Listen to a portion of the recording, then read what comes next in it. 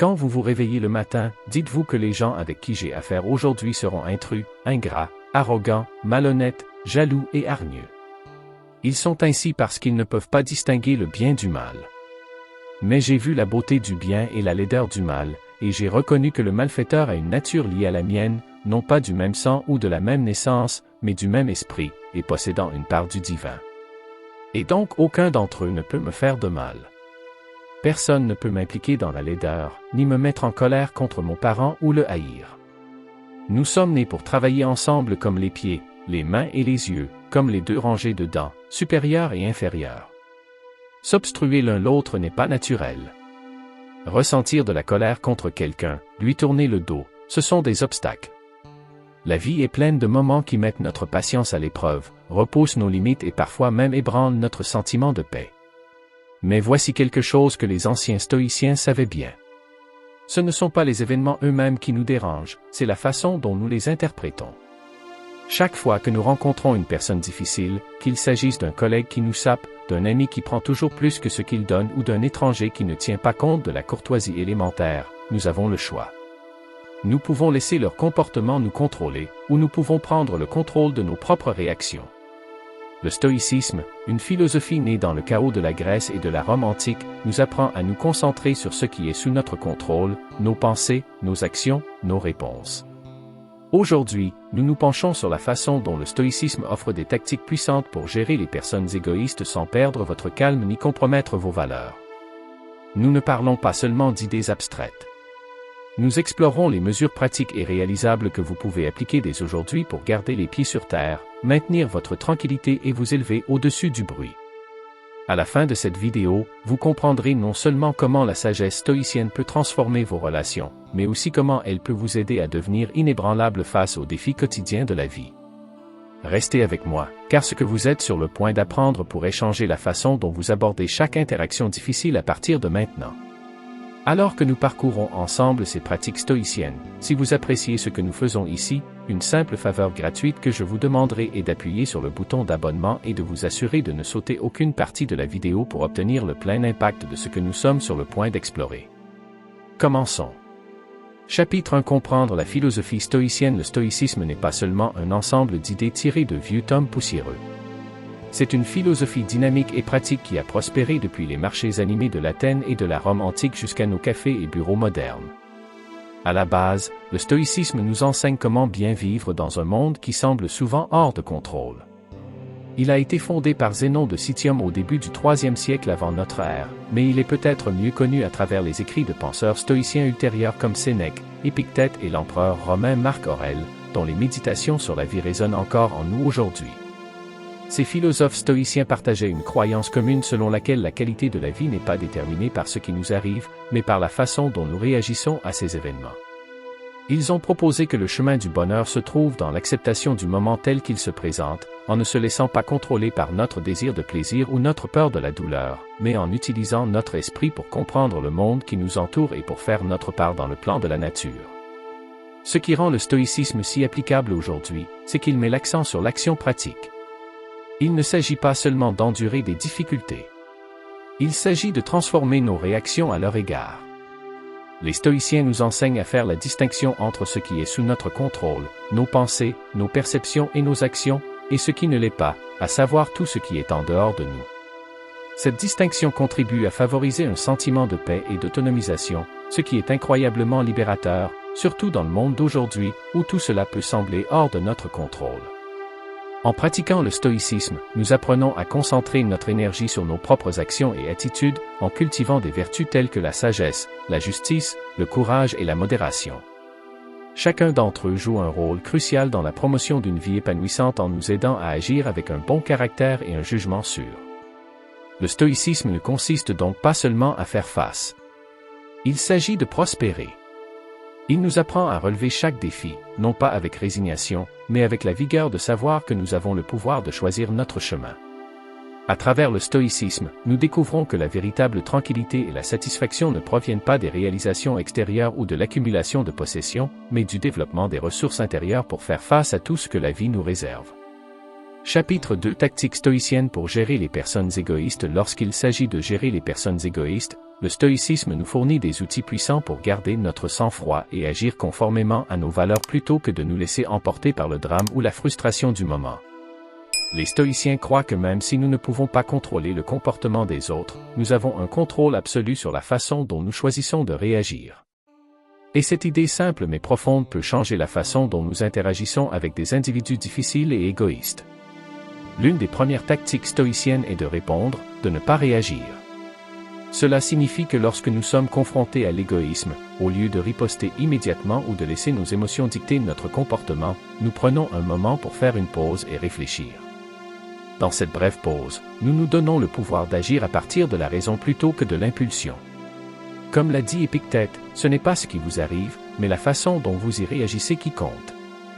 Dans le feu de l'action, il est facile de laisser l'impolitesse de quelqu'un d'autre déclencher une réaction de colère, mais le stoïcisme nous apprend à nous arrêter et à choisir une réponse plus constructive. Prenons un exemple concret. Imaginez que quelqu'un vous coupe la route dans la circulation ou vous interrompt pendant une réunion, monopolisant la conversation pour lui-même.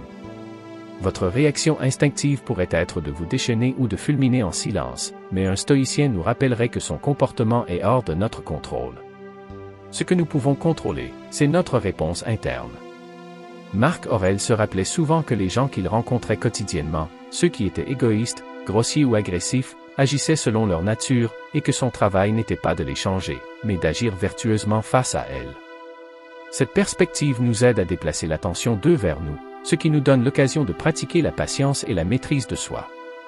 Une autre tactique clé du stoïcien consiste à cultiver l'empathie et la compréhension. Cela ne signifie pas que vous excusez un mauvais comportement, mais plutôt que vous essayez de comprendre ce qui pourrait le motiver. L'égoïsme provient souvent de l'insécurité, de la peur ou de lutte personnelle. Marc Aurèle se demandait, de quoi cette personne a-t-elle besoin en ce moment?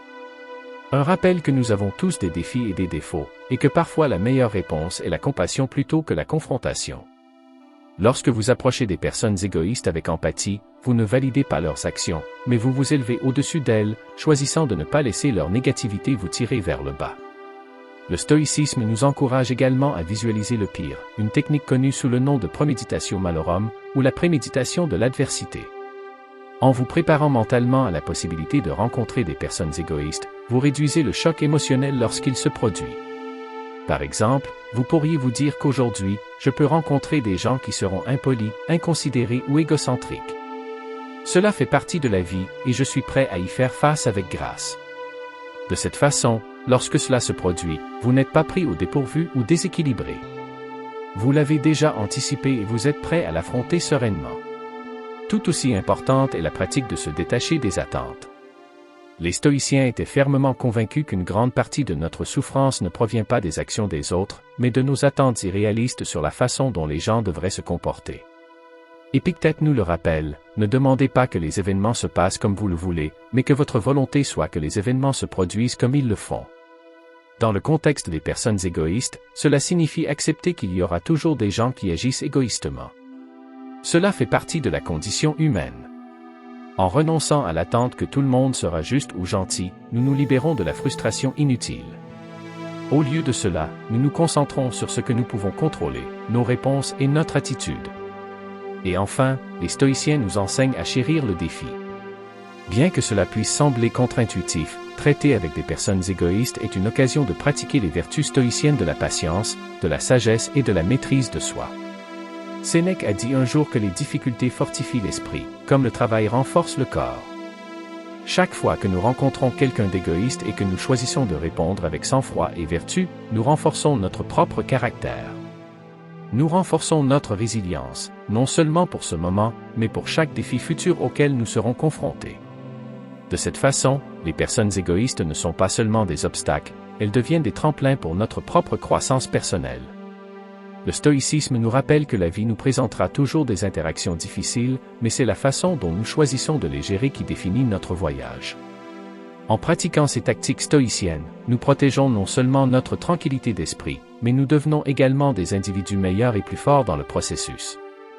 Maintenant, apportons les tactiques stoïciennes dans des situations réelles où elles brillent vraiment.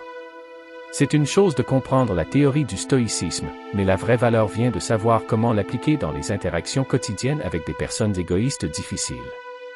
Ces moments, souvent frustrants et inattendus, sont le terrain d'entraînement idéal pour les principes stoïciens. Que vous soyez au travail, à la maison ou simplement dans le monde, l'égoïsme se manifeste sous différentes formes, mais le stoïcisme nous aide à le gérer avec grâce et équilibre.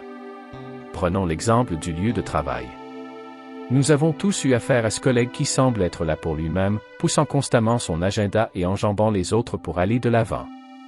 Le stoïcisme nous enseigne que nous ne pouvons pas contrôler l'ambition de cette personne, mais que nous pouvons contrôler la façon dont nous y répondons. Au lieu de nous laisser prendre par la politique du bureau ou de la laisser affecter notre humeur, nous pouvons appliquer les conseils de Marc Aurèle. Vous avez du pouvoir sur votre esprit, pas sur les événements extérieurs. Réalisez-le et vous trouverez de la force. Cela signifie que nous devons nous concentrer sur ce que nous pouvons faire plutôt que sur ce qui est injuste, qu'il s'agisse d'aborder calmement le problème ou de se concentrer sur notre propre travail et de laisser tomber le ressentiment.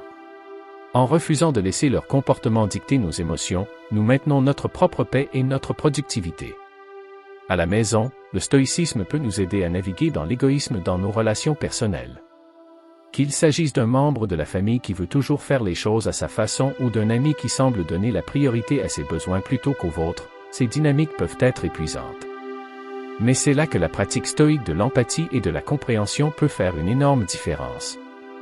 Au lieu de réagir avec frustration, nous pouvons nous demander ce qui pourrait motiver le comportement de cette personne.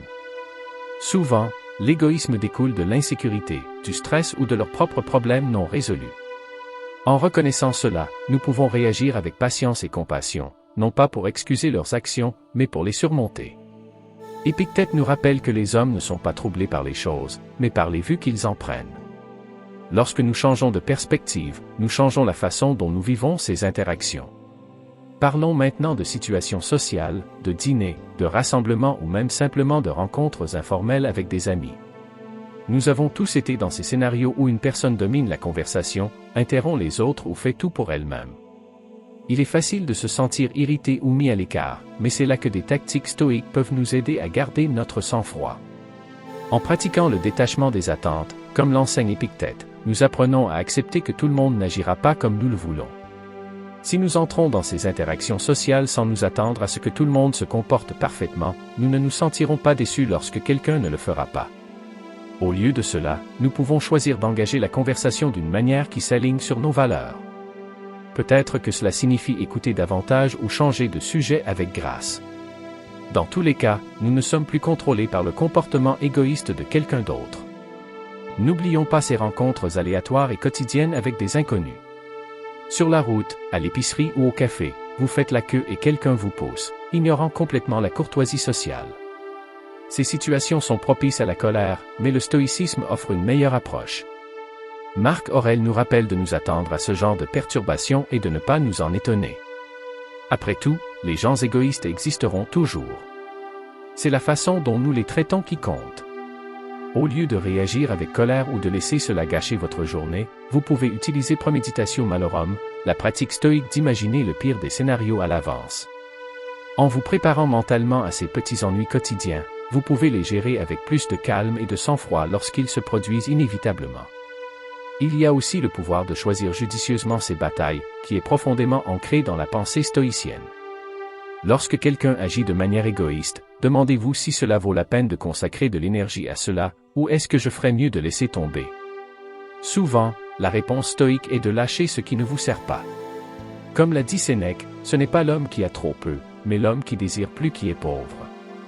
Cet état d'esprit nous aide non seulement à éviter les conflits inutiles, mais aussi à nous concentrer sur ce qui compte vraiment, notre paix intérieure. Ces applications pratiques du stoïcisme nous aident non seulement à traiter avec les personnes égoïstes, mais à transformer ces interactions en opportunités de croissance personnelle. En changeant de perspective, en nous détachant des résultats et en répondant avec raison et empathie, nous créons un tampon entre nous-mêmes et la négativité des autres. Ce faisant, nous protégeons notre tranquillité intérieure et devenons plus résilients à chaque rencontre. En pratique, le stoïcisme ne consiste pas seulement à endurer l'égoïsme des autres, mais à transformer ces moments en leçons puissantes qui nous aident à vivre plus sagement et plus calmement, peu importe ce qui se présente à nous ou qui se présente à nous. Chapitre 3.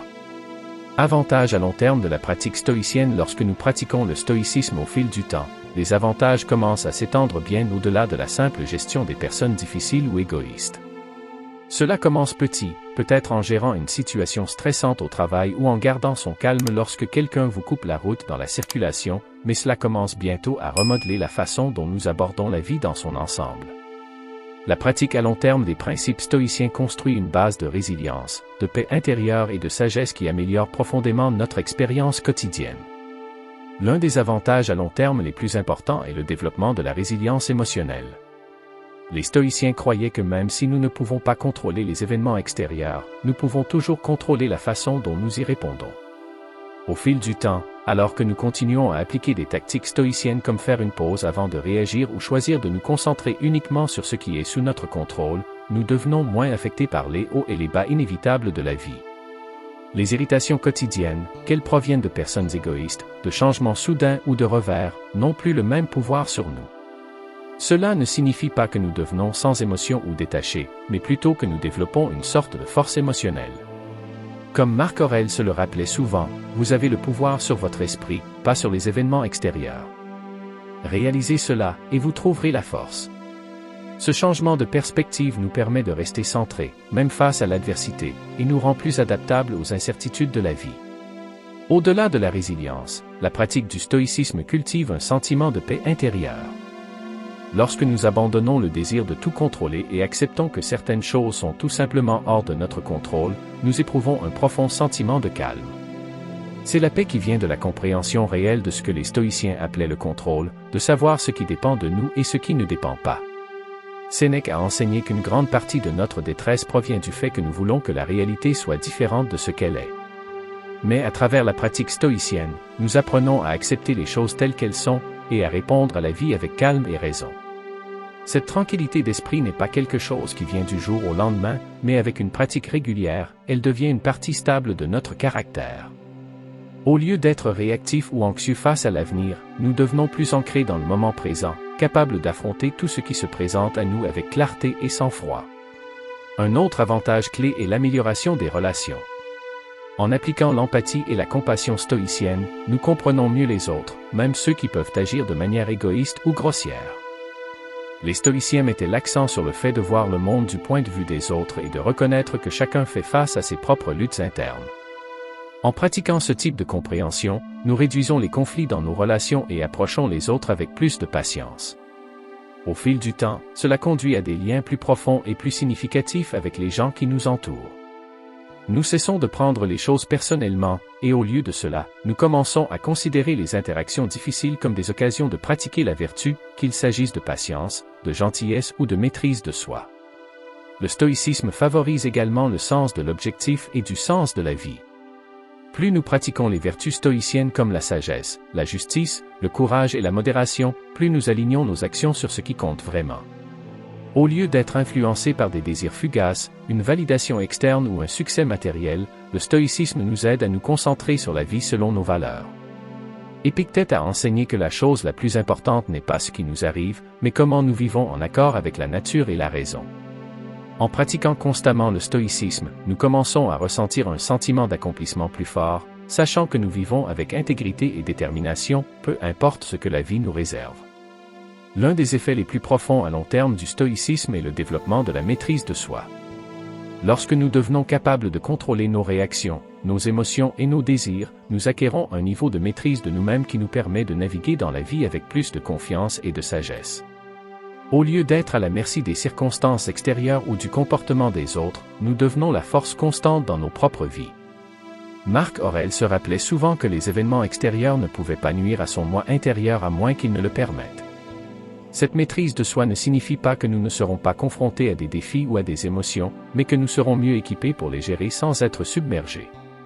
Enfin, la pratique stoïcienne à long terme apporte contentement et gratitude. Le stoïcisme nous encourage à apprécier le moment présent et à être reconnaissants pour ce que nous avons, plutôt que d'aspirer constamment à plus.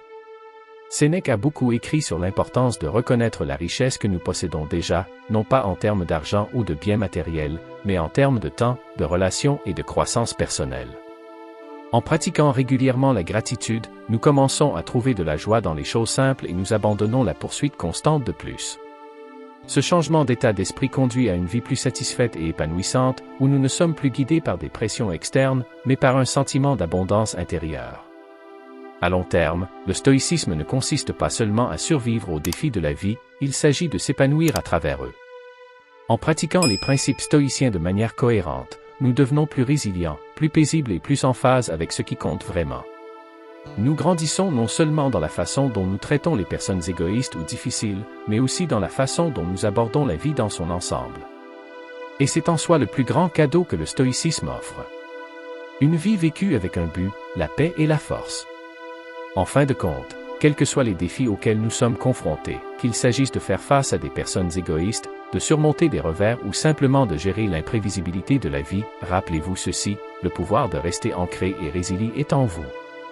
Le stoïcisme ne consiste pas à réprimer les émotions ou à éviter les conflits, il s'agit d'affronter les difficultés de la vie avec force, clarté et intégrité.